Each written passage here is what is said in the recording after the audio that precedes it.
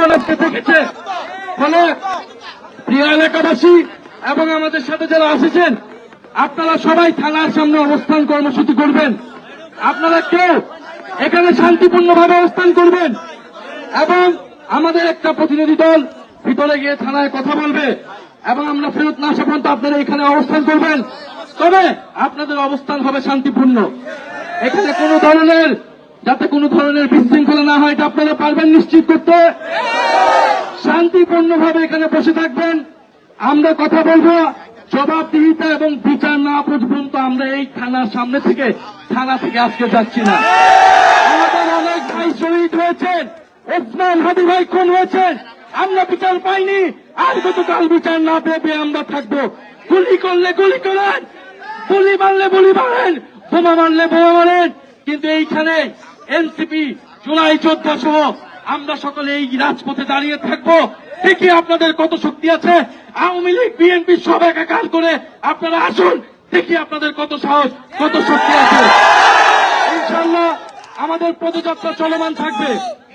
আমাদের আগামীকাল থেকে যেই জেলা এবং উপজেলায় পূর্ব ঘোষিত কর্মসূচি রয়েছে, অবশ্যই পদযাত্রা চলমান থাকবে।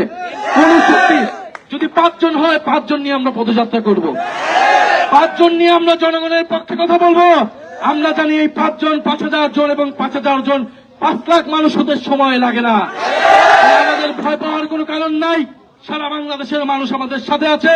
ইনশাআল্লাহ আপনারা শান্তিপূর্ণভাবে অবস্থান করুন এবং আমাদের একটা 5 থেকে 10 সদস্যের একটা প্রতিনিধি দল থানায় যাবে। আপনারা তারা ফিরে না আসা পর্যন্ত আমি সহ থানায় যাব। আপনারা ফিরে না আসা পর্যন্ত এখানে অবস্থান করবেন।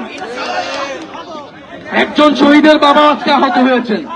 ইনকিলাব ইনকিলাব, ক্ষমতানা জনতা, ইয়া প্রশ্ন সংগ্রাম, দিয়েছি তো রক্ত, ইয়ারও দেব রক্ত, সাবারে বোমা কেন, এখানে একটা হুমান জবাব দাও, বোমা দিয়ে হামলা কেন, বোমা মানে আন্দোলন, হামলা করে এই আন্দোলন, অ্যাকশন টু অ্যাকশন, সন্ত্রাসীদের বিরুদ্ধে, বোমাবাজের বিরুদ্ধে, চাঁদাবাজের বিরুদ্ধে, ফ্যাসিস্টদের বিরুদ্ধে। সেখানে বিদ্যুৎ চলে গিয়েছিল, সেইখানে আমরা স্পষ্টভাবে প্রশাসনিক সহায়তায় সেইখানেই বোমা হামলা করা হয়েছে। আমরা এখন সাভার মডেল থানার সামনে এসেছি। শান্তিপূর্ণভাবে আমরা এখানে অবস্থান করব।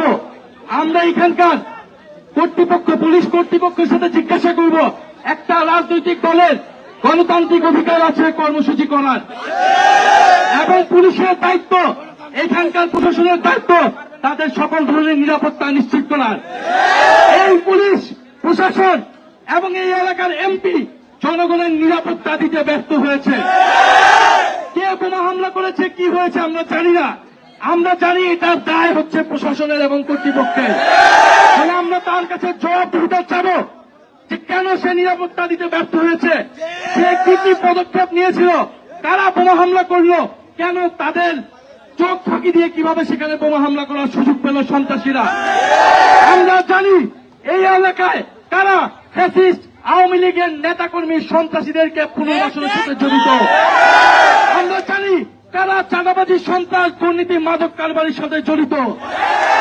প্রিয় এলাকাবাসী, আমরা শান্তিপূর্ণভাবে জনগণের পক্ষে কথা বলতে চাই।